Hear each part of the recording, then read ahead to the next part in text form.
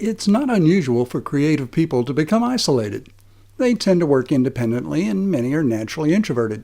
But there's a way for San Antonio creators to share a common experience without stepping out of their comfort zones. Creative Mornings is a nationwide monthly meetup where creative people gather in creative places to hear creative speakers on creative topics. It's all very creative. Welcome to BexarCast.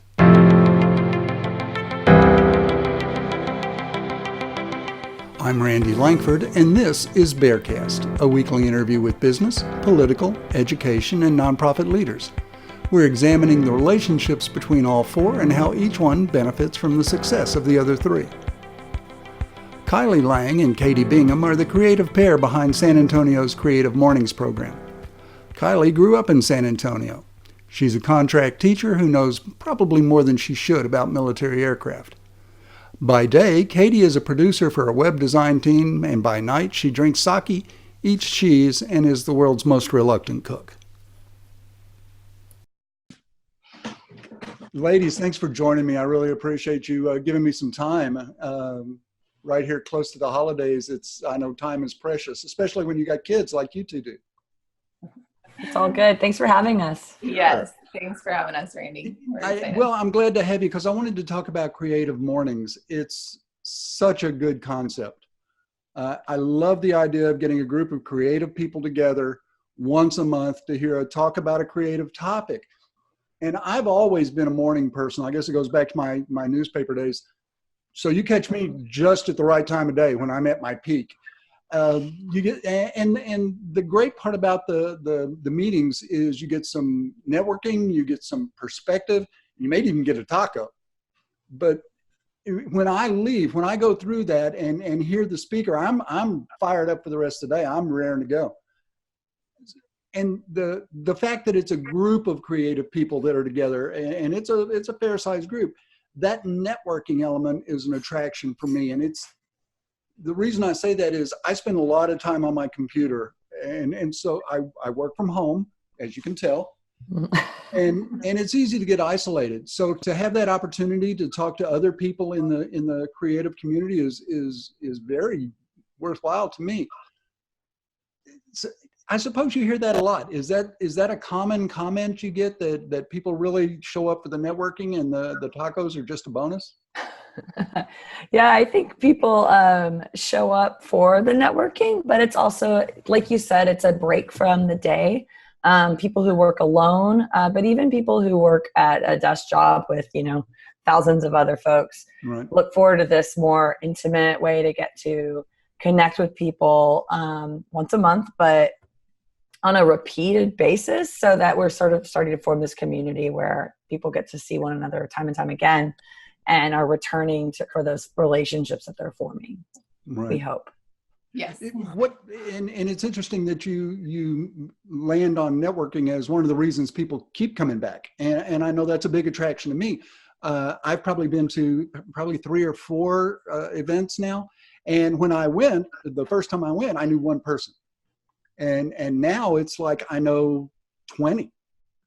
Just a short period of time, and that's a real benefit to me. Do you get that from other people? Is that one of the results you were expecting? I'll take it. Oh, go ahead, Kylie. No, go Kylie, go. So I think, well, and it's funny when you say networking, I feel like my computer's shaking. There's a lot of businessy, scary associations with that right, don't feel personal. But it's exactly what it is. And networking is building your community and these relationships with people.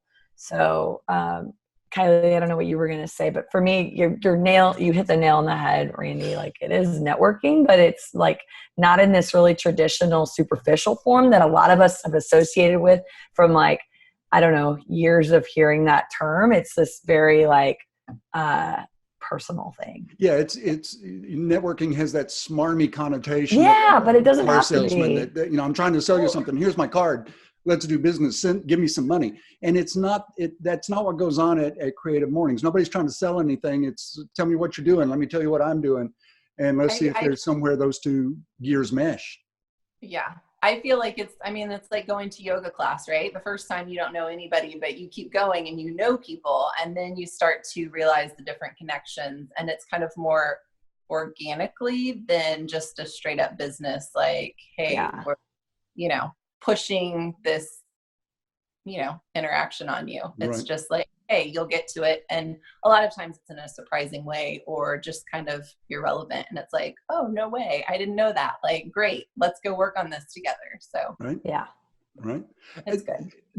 Are there any surprises that you weren't expecting when you first started holding these events? Did something come out of it that never saw that coming?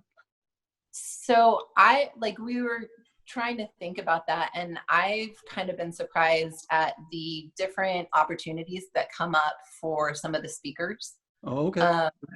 They've been launched into a lot of different things that they weren't even, intending on happening, or, just through the connections, right? Through them speaking and people coming up and saying, hey, I've been thinking or wanting to do this, or I think you would be great coming and doing this, or can we just talk? And I think that's been really exciting for, some of the speakers.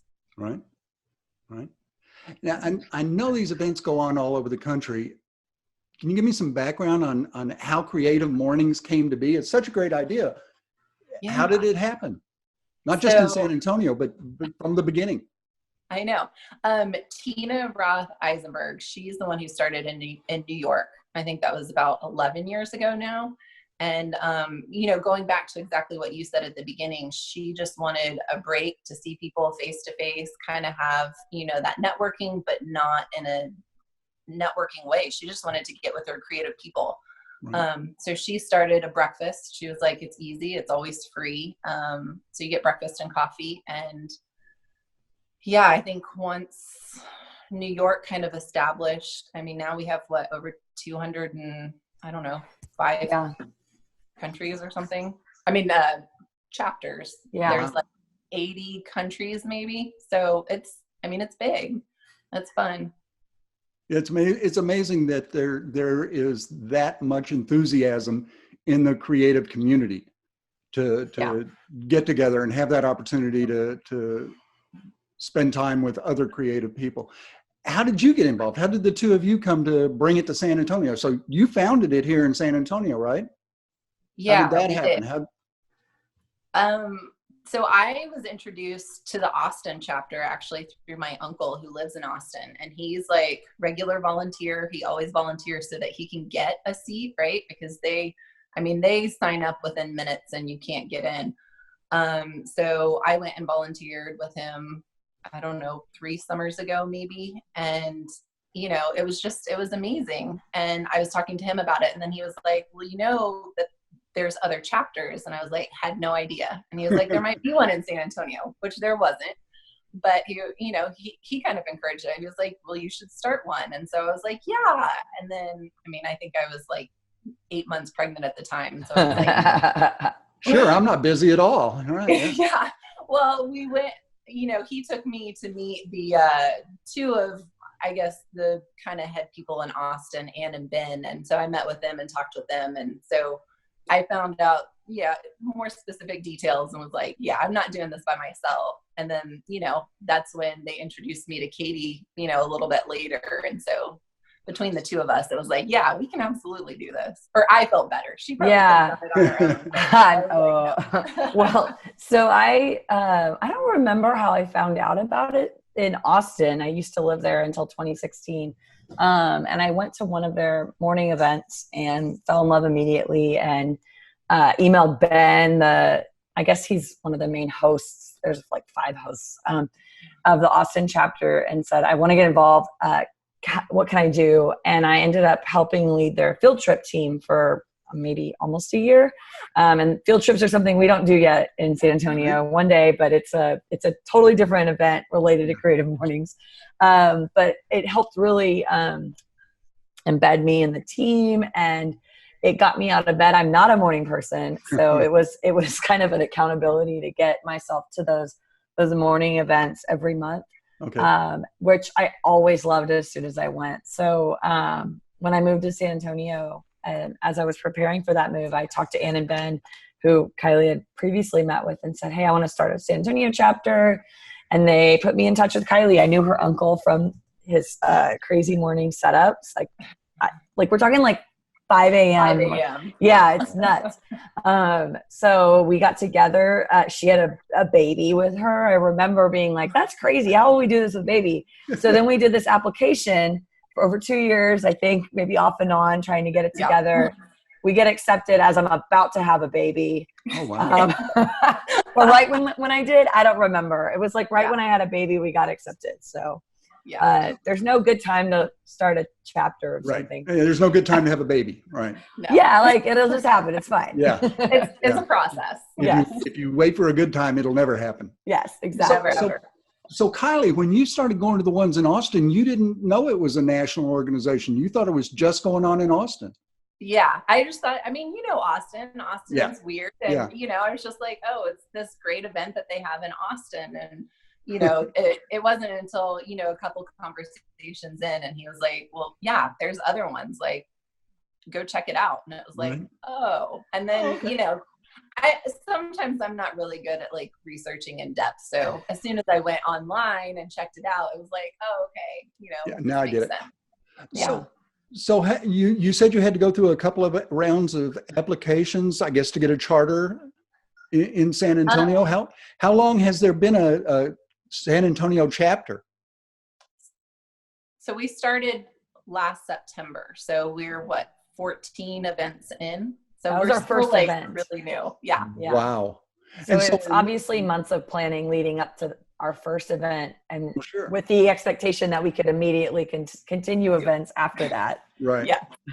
So in 14 months, you've built this from zero to, I guess there are 40 or 50 people at each event. Yep. That's kind of crazy.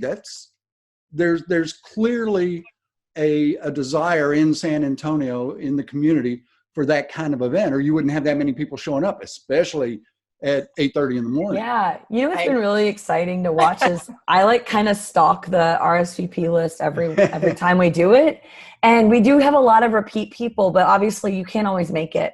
And it's really exciting to see how many new people we still have every month signing up and then gradually coming more and more. So we do have a lot of repeats. We have returns who can't make it every month, but then every month there's a chunk of people who are brand new and somehow still finding out about us. So there's still that, need. And it's like when you learn a new recipe, you can't wait to tell people, look what I made, look what I did. This is so good. You got to try it. And I'm the same way. I brought somebody to the last event that I wanted them to look at this. This is cool. You should be involved in this. Thank you. I know. It generates a lot of enthusiasm. Good. Well, I know that's exciting. But, some people on the other hand, they're like, oh my gosh, a Friday morning, can't you choose something else? And we're like, no, it has to, that's a requirement. It has to be on a Friday morning. So it does inconvenience some people, but hopefully, we can keep spreading it, or during the summer, or, occasionally we try and have it on holiday Fridays just so they have a chance. But no, I'm in the morning camp. So you're good. Rare.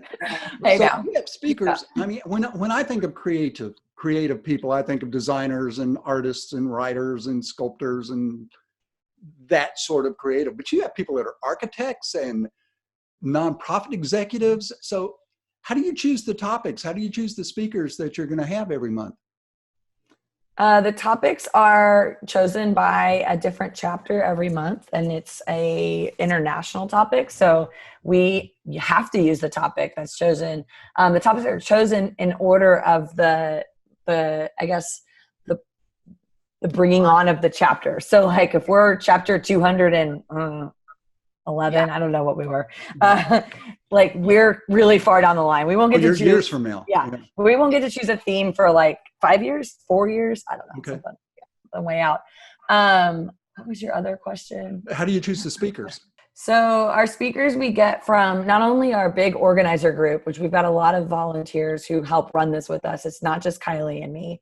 Yes. It's a whole team, and they know lots of interesting people in town. So they bring ideas to us. We also get recommendations from other speakers, and that's been a huge resource to help us grow our community. Oh, Bigger and bigger every time is their network and who they know and who they think's helpful and exciting in town. right. Yeah. Yeah. People beyond our reach, because you Yes. know our spread is only, our reach is only so wide, but it's like Right. getting to know other people who can then take us, you know, even further out. And but yes, Sure. like Katie said, all of that, it makes a huge Right. Yep. huge difference. Yeah, absolutely. Does the audience fall into any kind of an age range or income or educational bracket? Is there a creative demographic in San Antonio, or is it, you know, I'm 65, so Yeah. I'm one of the old guys there. I mean, you could probably speak to this too, Randy, but I feel like the age range is pretty far reaching. We'll have college kids Right. and I would say 60s to 70s. So maybe in the middle is probably the majority of people, but the spread is pretty big. And we're also open to you bringing your kid if you want to like Yeah. deal with that. That's great. call. Why not? Sure. Yeah. It's like you take your kid with you to vote. Yeah, Yeah. exactly. Come see. This is what Yes. grown-ups do. It's what you should do with your time. Yeah. Yeah. Yeah. Well, you know, one of our events was actually at Tech High School. And Right. so that was great. We had a whole bunch of students who participated and just sat through that. So, you know, we would love Nice. more students, but I think also it's kind of availability wise. Yeah. Right? So, Sure. Yeah, I guess they have to go to school. So, but we welcome everybody. And the, I guess the motto or mission of Creative Mornings is that everyone is creative. So we would welcome anyone. Right. If there's no way that you can connect to how you are creative, we probably can help you figure that out. Yeah. But come no matter what, it's not about being something that at face value seems very creative, like an artist or even an architect. You know, it's whatever you do, there's something creative about it, or about how you spend your time. It may not be your job. It may be something else that you do with your life. I've had that Absolutely. conversation before, that everybody is a storyteller. Yes. You may tell your stories with video, you may tell your stories with spreadsheets, but whatever you create is your story that you are telling. And I'm a firm believer that everybody's creative and everybody's a storyteller. Just a lot of people don't realize it. yes, absolutely. How do you engage with the community? You talked about, you know, the people in the community bring speakers, bring more people to the events. How do you engage with the community? It seems to me like social media would be like the backbone of your outreach, because it is such an organic, you don't advertise, we just spread the word.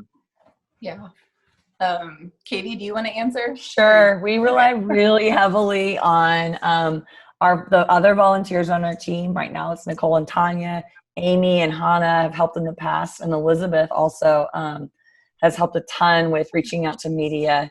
So we rely heavily on, as well as ourselves, a group of people to maintain the social media accounts, reach out to media outlets, and then everybody on the team to share with their friends and family and their networks. Right. But social media is like where it's at. I mean, we obviously, we haven't paid for advertising, so we're trying to reach as many people as we can, usually through Instagram, Facebook, and Twitter. Mm-hmm. Yeah. Mm-hmm. It's a lot. You guys are using, and I'm a big advocate of this, use social media the way it was meant to be used. It's not for spam, it's not for advertising, it's for connecting people. Mm-hmm. Yeah. And you guys are using it the way it's meant to be used. If I see a post from Creative Mornings, you kind of have that credibility. I know it's legit. I know there's not a link to a buy this product Right. somewhere embedded in the message that if I click on the picture, I'm going to end up at Amazon. No, I get it. No. How important is that honest connection between you and your audience? It takes a long time to build trust and only an instant to lose it. So how important is it? I'll let you take this one, Kylie. How important is it for you to have that genuine connection with the people that are attending the events?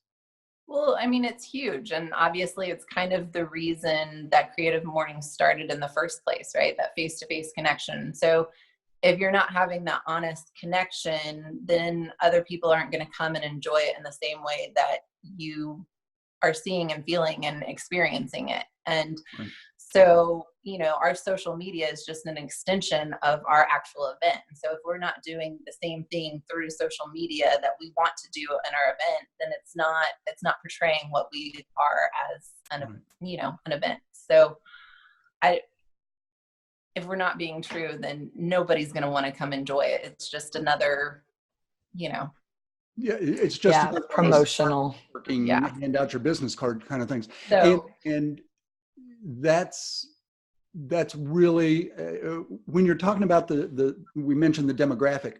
When you're talking about creative people who are there to connect with other creative people, if you start throwing in advertising and making people pay for breakfast and buy tickets and make reservations, you lose that whole organic, homegrown farm kind of a thing that you've got going on. I'm with you. I'm with you. And we ask people to register, so we kind of have an idea, but we don't make, it's always free. You get free coffee and breakfast, and you got to know how many chairs to put out. So a head count is not a big burden, right? But it will always be free. That's actually required. That will never change.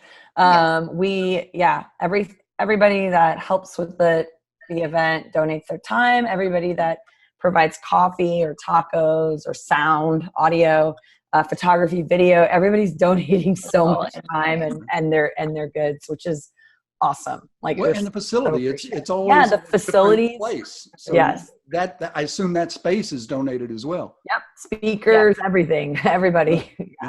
Well, and I feel like that's another way that sometimes people connect with us. Like, they might not be creative, but they just want to see some of like what we celebrate in San Antonio. And so just the different locations that we kind of go to, we're trying to always hit up new locations and not just continually be at the same one. So it shows them, places maybe they haven't been or they've wanted to see, or, same with people and speakers, but I feel like venues are a good way too. Right. Right. Well, I want to give you the opportunity to promote the next upcoming event, but we really can't because this is going to be online forever. If somebody watches this next July, we can connect to our website. Yeah. But it is on a Friday in the morning every month. And what's the website? CreativeMornings.com. Then you can go find your city and put in San Antonio. I think it's /San Antonio, but I'm trying to pull it up. CMSAT seems to ring a bell. Well, that's our hashtag everywhere, CMSAT. And you can also find us on Instagram and Facebook and Twitter, all the normal places you can find us. And we post regularly about our upcoming events, and and it is an hour well spent. And good. Glad to hear you're happy with it. I'm loving it. I haven't missed one since I found out about it. I haven't missed one, so good for me. We love it. Good for you. Thanks for joining me, and thanks for doing what you do. The Creative Mornings is such a great resource, and I appreciate the work that you ladies put into making it happen. I know it doesn't just happen. We appreciate attendees like you, and you supporting us and work out there. Thank you. It's little enough for me to do. All right.